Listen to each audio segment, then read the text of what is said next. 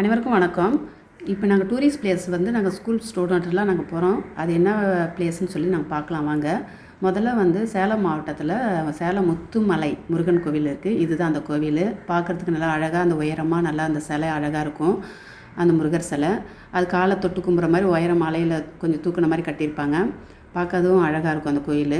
இதை வந்து நம்ம கும்பிட்டுட்டு அதுக்கப்புறமா வந்து அந்த கோவில் வந்து நல்லா சிறப்பாக நல்லாவும் செஞ்சுருக்காங்க. அந்த முருகர் கோயில் பெருசாகவும் இருக்குது. அதுக்கப்புறம் நம்ம ஏற்காடுக்கு போகிறோம். ஏற்காடுக்கு போகும்போது இதுதான் அந்த காடு மாதிரி இருக்கும். இது மாதிரி அந்த ஏற்காடுக்கு போகும்போது அந்த மலைப்பகுதி வந்து பார்த்திங்கன்னா அது கிட்டத்தட்ட 5200 அடி உயரத்தில் வந்து அந்த மலை இருக்குது. இது வந்து அந்த மலைப்பகுதியில் வந்து ஏற்காடில் பார்க்க சிறப்பாக இருக்கும். நல்லா அழகாகவும் இருக்குது. இது வந்து தமிழ்நாடு ஸ்டேட்டில் சேலம் மாவட்டத்தில் இந்த ஏற்காடு இருக்குது. அதுதான் அது உள்ளெல்லாம் நம்ம பார்க்க போகும்போது அது அப்படி இருக்கும். இது வந்து இந்த கோயிலுங்க, அந்த முருகர் கோயில். அதான் ஃபஸ்ட்டு முருகர் கோயிலை பார்த்தோன்னு சொன்னேன் பார்த்தீங்களா. சேலத்தில் வந்து இது வந்து இந்த முருகர் கோயில் இருக்குது, முத்துமலை முருகர் கோயில். இப்போ பார்க்குறதுக்கு இதுதான் அந்த முருகர் கோயில் சிலை தெரியுது பாருங்கள். பார்க்குறதுக்கு எவ்வளோ அழகாக இருக்குது பாருங்கள். பெரிய உயரமாக இருக்கும் அந்த சிலை, முருகர் சிலை. அதை காலை தொட்டுக்குமுன்னு உள்ளே போயிட்டு அந்த லைனில் நல்லா அழகாகவும் வடிவமைச்சிருக்காங்க. இதெல்லாம் வந்து அந்த ஏற்காடு பிளேஸ்னால் ஏற்காடில் வந்து நம்ம ஒவ்வொரு பிளேஸாக பார்த்துட்டு இதான் ஏற்காடில் வந்து உயரம் பார்த்திங்கன்னா கிட்டத்தட்ட 5200 அடி மலை உயரத்தில் அந்த ஏற்காடு மலை இருக்குது. இது சுற்றி போகணும் அந்த மலையை பார்க்குறதுக்கு. அதாவது எப்படின்னா மலைப்பகுதியில் அவ்வளோ உயரத்தில் சுற்றி பாதைகள் அமைக்கப்பட்டிருக்கும் பாருங்கள். அதுதான் இது வந்து உள்ளே நம்ம பஸ்ஸில் போகும்போது அங்கே வேன்லாம் இருக்கும். அந்த வேனில் நம்ம அரேஞ்ச் பண்ணி அதை ஏற்காடில் அந்த மலைப்பகுதியை பார்க்குறதுக்கு இப்படி தான் இருக்கும் பாருங்கள் அந்த மலைப்பகுதி. நம்ம அங்கேயும் பாருங்கள் டாக்ஸிலாம் நிறைய இருக்குது. அதில் நம்ம எந்த டாக்ஸி வேணாலும் வேனு இது வேணாலும் எடுத்து அதை பார்க்க போகலாம். இது பாருங்கள் அதுதான் ஏற்காடு பிளேஸ். அதாவது அது உயர போயிட்டு நின்று பார்த்தோம்னா கீழே இருக்கிற அனைத்தும் நல்லா சூப்பராக தெரியும். நல்லா பார்க்குறதுக்கு அருமையாக இருக்கும் அந்த பிளேஸு. அந்த மலைப்பகுதியில் உயர போகிற பிளேஸ் இது. ஏறி பார்த்தோம்னா கீழே அப்படியே ஃபுல்லாக எல்லாதும் அழகாக தெரியும் அந்த பிளேஸில் பாருங்கள். இப்போ நாங்கள் அந்த உயர போய் பார்ப்பாங்க பாருங்கள். அது மேலே ஏறி பார்க்கும்போது அந்த ஒரு பாயிண்ட் ஒன்று மாதிரி கட்டி வச்சுருப்பாங்க. அதில் உயர பார்க்கும்போது கீழே இருக்கிற பிளேஸ் எல்லாமே தெரியும். அந்த பிளேஸு இதுதான் அந்த இடம். அது பாருங்கள். அது மேலே ஏறி பார்த்தோம்னா அழகாக கீழே இருக்கிற பிளேஸ் எல்லாம் அழகாகவே தெரியும்.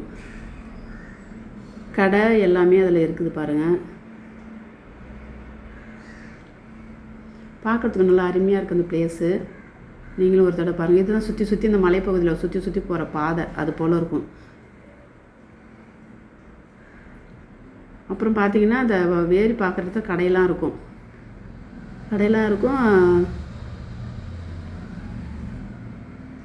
அதை பார்த்துட்டு வந்துட்டு அதுக்கப்புறம் தான் நம்ம வந்து ஒரு பூங்கா ஒன்று இருக்கும். அதாவது ரோஜா பூங்கான்னு சொல்லிட்டு அதில் வெறும் பார்க்குறதுக்கு நிறையா பூஞ்செடி, அதாவது பூக்கள் விதவிதமான பூக்கள்லாம் இருக்கும்.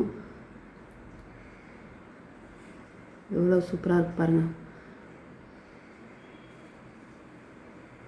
டூரிஸ்ட் பிளேஸ் இது. எல்லா நேரமும் மக்கள் வந்து இருந்துக்கிட்டே இருக்கும். அதே மாதிரி எல்லா நேரமும் அதில் வந்து மக்கள் வந்து போயிட்டுருப்பாங்க.